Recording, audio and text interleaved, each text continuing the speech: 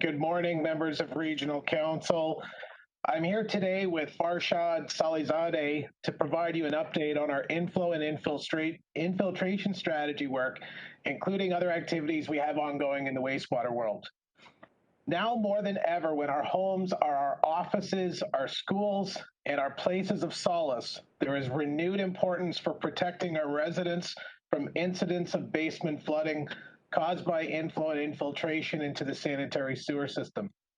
Similarly, our parks, watercourses, and lakes are one of our few places of refuge during the pandemic, and it is even more important now to protect them from sanitary discharges to the environment caused by I&I. Our water and wastewater teams are playing a distinct part in protecting our communities, homes, and playgrounds. Today, Farshad is going to give you an update on the progress of our I&I strategy. Later, I will provide Council with more information on the important work our water and wastewater teams are doing to provide critical services to our community and support our community for life. May I have the next slide, please? And I'll pass it over to Farshad. Thank you very much, Anthony. Hi, everyone else. Thanks for giving us the time. Our presentation is all good news. I hope that it will brighten up everyone's day a little bit. Let's spend the next 6-7 minutes celebrate the success of the program. Our agenda has 3 items. The first one is an overview of the strategy. Next slide, please. Let's start with sanitary collection system. What is it? This is basically the second half of a cycle. A cycle that starts with the lake. We treat the water from the lake, put it in the tap, so you can drink the water or flush your toilets with it. Sanitary collection system is the second half of this cycle. From the point that you flush the toilet down the drain, we pick it up, treat it, and put it back in the lake to start everything over again. So what is I&I here? I&I is really any flow that's getting into the sanitary collection system that is not part of this cycle, such as rainfall or groundwater. Next slide, please. Why do we care about I&I? Because simply I&I can undermine the functionality of the sanitary collection system. How? The collection system is supposed to take the sewage away. I&I can push it back into your basement and cause flooding. The collection system should take it to the treatment plant. I&I can force it to go to the river and the environment. And also I&I can take up the capacity of the system, which could be used to build a new hotel, a condo, a hospital, or something. For these reasons, we care about it. Next one, please. So what can we do about it? There are 2 main big categories for dealing with I&I. The first one is to stop it from getting into the system, which we call it I&I reduction. And the second category is we would accept it coming in, but we will make sure that it's not causing any problem, that we call it mitigation. So in simple, stop and accept. Sorry, next presentation, next slide, please. All right, examples of I&I reduction would be fixing leaky manholes and pipes, such as the ones that you see on the screen. Next one, please. As well as fixing or disconnecting downspouts or finding cross connections, cross-connected catch basins like the one that you see in the image. Next one, please. Examples of I&I mitigation would be increasing the capacity of system by building bigger pipes, new pipes, twinning them, or building storage. Next one, please. In the past 3 slides, very quickly, I just listed a whole lot of actions and activities that need to be done to do the stop and accept work. Region is really big, and doing all that work everywhere at once is just not possible. So to deal with this issue, we had to divide the region into 40 pieces. We call each of them a block, prioritize them, and start the work on the ones that ranked to the top. This prioritization or these delineation is not based on political boundaries, rather than it's based on sanitary sewer network. Instead of going from a small neighborhood like Avondale, or go all the way to the region-wide, we've broken it into pieces, and we start with the ones that rank to the top according to the prevalence of the I&I issues. The 3 red ones that you see on the right sides are the one. Next one, please. In the second part of the presentation, I would like to go through an example of how the stop and accept is happening with providing a real example. Next one, please. For the real example, we've picked Avondale, a neighborhood in Brampton, which is part of the Block 26, and that's exactly where I am right now, our office at 10 Peel Center Drive. The good and beauty of the block concept is that you can take that piece out of the entire region, do your work, and put it right back in as if it was a jigsaw puzzle. For this block, we have completed the I&I reduction work, and the I&I mitigation work is in progress. Next slide, please. Examples of I&I reduction work is the brand new downspout disconnection program that we've rolled out since last time we appeared before the council. This is a truly outstanding program in comparison to anything that you would see anywhere else. This is outstanding because, first and foremost, it's perfectly effortless for the residents. They do not need to fill in an application. They do not need to pay for anything. We will do everything. We will find them. We will inform them. We will work with them, and we'll get the job done. If any of you or any of the residents have not heard about this, it's simply because it's not time. If there is something, we will go to them. They do not need to do anything. We target only the downspouts that we care about and is going to benefit us, and not put our effort somewhere else. And because this is a targeted effort, it allows us to go the extra mile. A lot of similar programs are only limited to just cutting a downspout and put an elbow on it. But in this case, we go the extra mile of doing a great job. The examples that you see on the slide on the right side is a real example of the work that we've done. You can see how beautifully we've gone around the flowers and dig a trench, put the pipe in, and the extension, let the water come out. Also, on top of everything else, we catalog every little thing about every little downspout. And this is to ensure you will never have to hear me talking about downspout disconnection in Block 26 ever again. Next slide, please. There are a lot of other work that we do to stop I&I from entering the system that I can go on and on about. Manhole inspections, CCTV dye testing, smoke testing, flow monitoring, on and on, that results in finding cross connections, like the 4 catch basins that we found in front of the Balmoral Drive High School. Those have been fixed and they're done. Next, please. All the I&I reduction work together has amounted to stopping 25% of the I&I entering the system in Block 26. Is that good? That's absolutely good. That's great. That's fantastic. We should celebrate that. However, keep in mind that the exact same set of actions could result in 50% reduction or 5% reduction. That's out of our control. What's in our control is to do the right thing in an efficient and accountable way and make sure that we never need to go back and do it. Okay, so what should we do about the 75% remaining? We need to accept it. Next slide, please.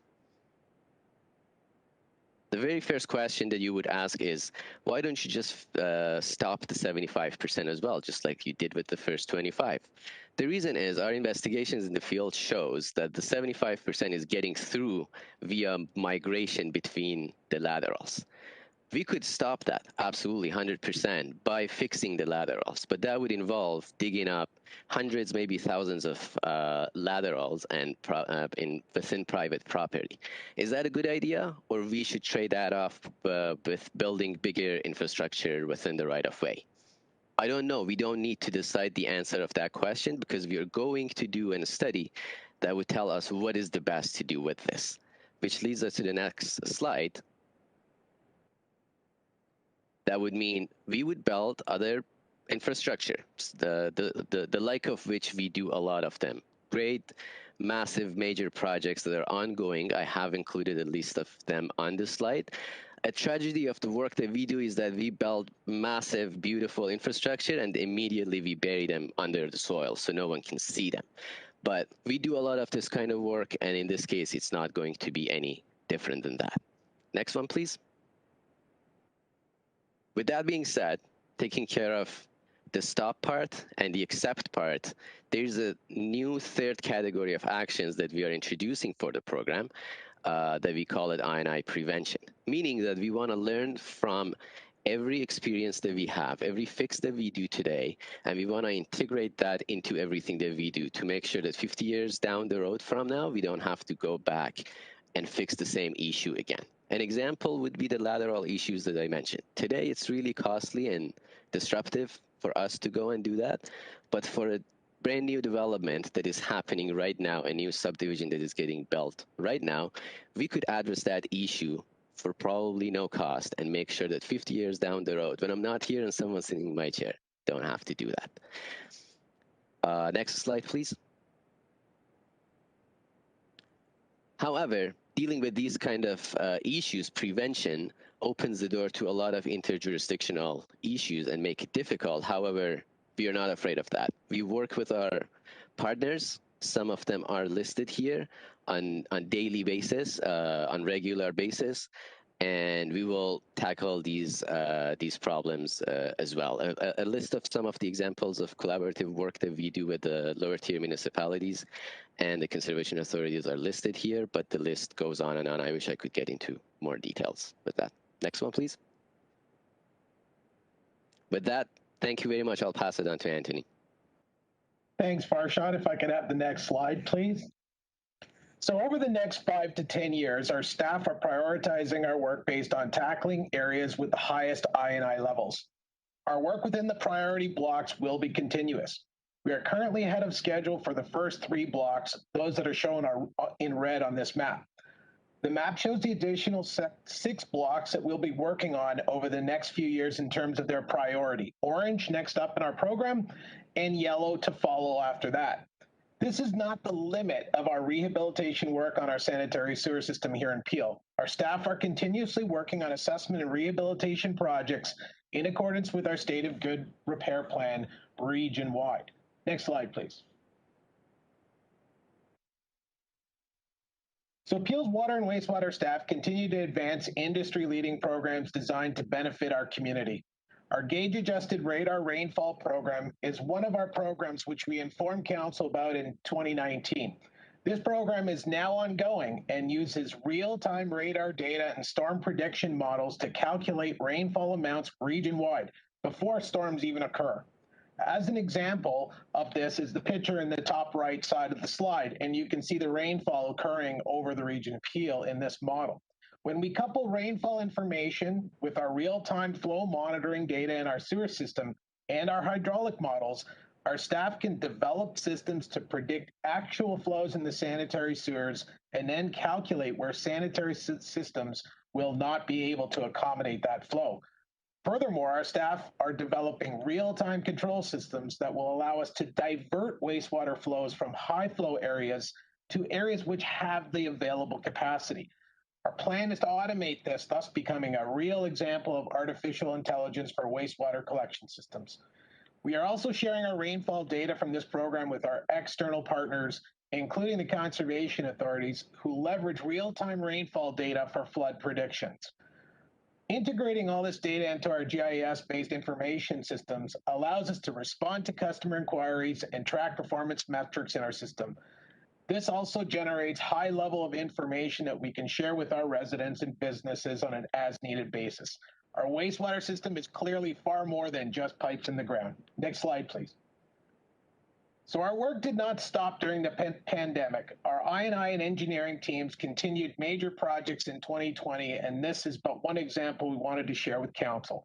In 2020, our teams completed the rehabilitation of a major trunk sewer in Brampton where we found significant early degradation. The picture on the left shows pre-construction condition, and the picture on the right is our completed work, the exact same location. Our staff is continuing to assess and complete major rehabilitation projects region-wide. We are pursuing significant funding opportunities for our rehabilitation and I&I remediation projects, and we hope to bring some real success stories to Council this year. Next slide, please. I want to thank Council for your time today. We'll leave you with one more picture of a major sanitary sewer project shown in the picture here. One with an innovative construction and lining project which protects the pipe from early degradation and ensures long asset life. Our water and wastewater staff remain committed to programs to ensure our assets will serve our communities for the years to come. Thank you for your time. Thank you. And Farshad, thank you very much. I know it's water and wastewater, and most people don't get excited about it, but you folks do. And that's a great presentation, one of the best that I've seen in 33 years, Farshad. Well done on, as it's like a somewhat mundane item to others, so good for you. With that, I have a couple of questioners, Councillors Grove and Raz. Councillor Groves. Thank you, Mr. Chair. And I get excited about water and wastewater and I. And Anthony, I want to thank you for actually educating us over the years about I and the importance of preventing this sort of stuff, because many of us are focused on building new infrastructure, but we forget about what's in the ground and what's happening in there. And certainly we don't want our residents having sewer backup and things like that. So I guess that just reinforces the need to focus on infrastructure that's already in the ground. Very glad to hear that you're looking also on prevention, because I think that that's the at the end of the day, Farshad, that you said, you know, you'll be here 50 years from now when someone else is in your seat, you know, they don't have to worry about this. So I think always the prevention piece will save us a whole lot of money in the long run. So thank you for being forward thinking and great technology that you have in, you know, looking at the conditions of these sewer pipes and that. So that's great. And it's good to see that you're also cognizant of the whole climate change. We're having heavier rainfalls, we're having more frequent storms. And so that, I guess, leaves room for that additional rainfall to discharge into our sewer system. So I am so happy that you're so well versed in this, and you're going to save us a ton of money. So I just have a couple of questions through you, Mr. Chair. So Anthony, how many of how many do we have in total of these sewer pipes that need repaired throughout the region? Because I don't think I saw a total on your chart. Through the chair, thank you for the question, Councillor. As our programs evolve, we do yearly rehabilitation or assessment projects based on criticality. A number of years ago, we actually did a very detailed risk assessment, and we used that risk assessment to determine which infrastructure we should investigate first. And our teams do that investigation on a yearly basis based on prioritizing that work. And where we find, of course, evidence of degradation, we build it into our capital program. So we don't have a set amount or linear distance. Mm-hmm. We have almost 4,000 kilometers of wastewater pipeline in the region system, so there certainly is a lot of work to do. We do inspect local pipelines, the smaller pipelines, up to about half meter in diameter. We inspect over 400 kilometers of that every year with our own internal team. So through both those programs, the large work and the small work, we're able to pinpoint how much work we actually, or how much rehabilitation program work we need to do on a year-on-year basis. Okay, that's great. Thank you. And just finally, Anthony, just a real thank you from myself and my community to you and your staff in water and wastewater. We really don't realize how important what an important role you and your team play in our quality of life and how important water and wastewater is to us. So thank you so very much. And also just for being forward thinking. Anthony, you have saved us a ton of money over the years. You come to us with savings wherever you can find them. And I certainly would like to commend you and your team on that. So please take my thanks back to your team. And again, just, you know, I don't think I'd want to be in your shoe right now, because as we know, we have a significant shortfall in infrastructure dollars, and it's a very challenging time right now. So, but you have done a remarkable job in managing this and really keeping Peel Region #1. So thank you very much. Thanks, Councillor. Well said. Councillor Raz. Thank you very much, through you, Mr. Chair. And I would just like to echo Councillor Grove's kind comments. I love the passion from both of you, especially Farshad, who did a fantastic job with the presentation. I'm excited about infiltration again. So thank you for that. It's nice diversion from COVID. A few questions on the presentation itself. So the study that's going to be looking at the other 75%, do you have a sense already of whether it's primarily residential or C&I? Through the chair, I'm actually going to ask Farshad if he has a good idea. Maybe he can answer that question for us.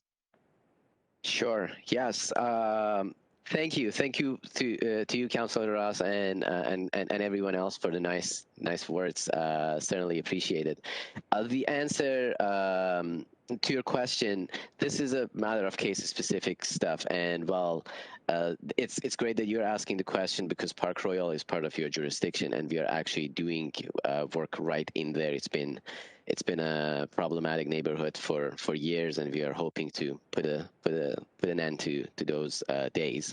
The solution is going to be a combination of conveyance, storage, most likely within the right-of-way. So we are looking at a host of solutions to see what is best and what's going to give us the biggest bang for the buck.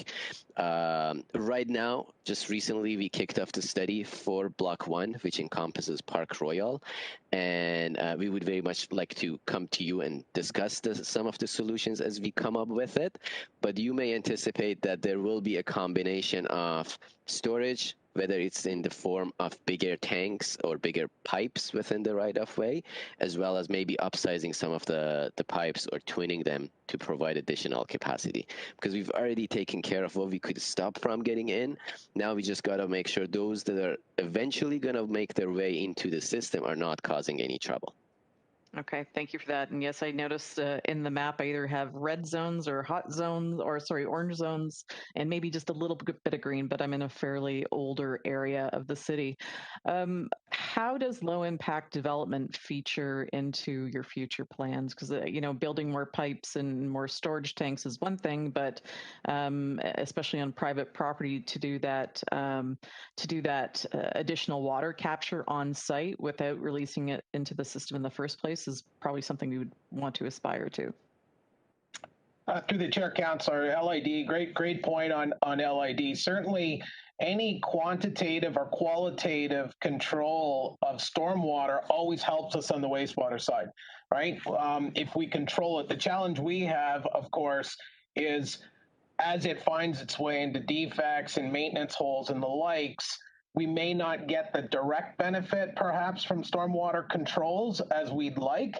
The challenge often comes from degradation. It comes from flooding in our river valleys. A lot of our major infrastructure was designed where we could leverage gravity, and that means it's sitting in river valleys, and it's really susceptible to flooding, ice damage. We've spent an incredible amount of time inspecting those critical assets.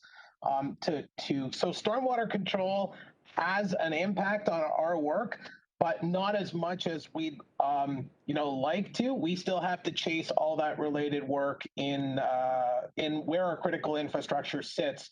That's usually susceptible to those criteria. I hope that helps. Yeah, no, that makes sense. Last question. So we recently had our eaves trough done, and we have rain barrels, and the guys did the work, and I'm working here all day, and I go back outside, and they reconnected things to the downspouts. And so I had to go in and reconnect to the barrels, but there needs to be some type of education component with these companies that do the work. And they also have I think an obligation to let the homeowners know about what the opportunities are for downspout connections. And certainly we shouldn't be encouraging reconnections, especially when they take it away from my rain barrel. But anyways, it's neither here nor there. But I do think there needs to be an education for those companies, and I know there's not a close association that they would typically belong to, but something to consider about how we can reach that group. Through the chair, great point, Councillor. We will see what we can do. We're also working with the city directly on a number of their programs on the stormwater side as well, so we can have that consistent message to residents as well. Of course, downspout disconnection has lots of issues with icing on private property. So Farshad's team has done a great job in planning out that disconnection so we don't add health and safety related matters as well. But yeah, great point. We'll take it under advisement there and see what we can do with that one. Perfect. Thank you both. Thank you. Councillor Daskal. Thank you through the chair. As Anthony knows, I always enjoy hearing his reports, the passion, and now I've got to say, Farshad, again, great presentation as well. It's I think you've converted me into being a sewage treatment type geek on all this stuff because I find it just really, really interesting. My one question I do have is with regards to the Hague Boulevard storage. And that's the sanitary sewer into sanitary storage device. Where is that exactly looking to be placed? Because I know that we had some conversations a little while ago about this with regards to the potential defunct hydro corridor and off that. So I want to make sure that this is not, in fact, the same thing. Through the chair, thanks for the question, Councillor. It's a wonderful question. Of course, that was a project on our radar. And we did a very deep study into the Hague storage device. Hague, for everybody's information, is one of those bad news infrastructure where you had a major trunk sewer and then you had individual residents connected to this trunk sewer. So, of course, when the sewer surcharged, boom, we were in people's basements. We did a diversion to get flow away from Hague. We wanted to turn it into a storage device. Of course, why not use infrastructure if it's derelict there? We've actually relocated that now to the Etobicoke Creek, where we've actually made an application to the government for a major funding initiative. And that was one of these projects that I hope to bring good news story to council soon. But Councillor Daskal, that's what we're doing with that. We're trying to leverage, of course, old or derelict infrastructure or otherwise suitable locations where we can store, as Farshad said, that extraneous flow or surcharging that happens in our system during these major events. Rather than put it in people's basements, I want to put it in pipe. Right? So we're working. We're going to bring you an update on that very shortly, but I think we're going to move it away from Hague because some of the constraints we have right now. Yeah, because I believe last we talked, and that's why that caught my eye because I know we were talking about an area just off Dundas where it wouldn't be in a residential community. So I'm hoping that is still the case. Through the chair, Councillor, that is exactly the case. Okay. Thank you, sir. Very much appreciated. Okay. Half of the local residents they really thank you as well. Okay, thank you. Well done, gentlemen. Great presentation. I have receipt moved by Councillor Grove, seconded by Councillor Raz. Anybody opposed? That is carried. Thank you. Thanks again, gentlemen.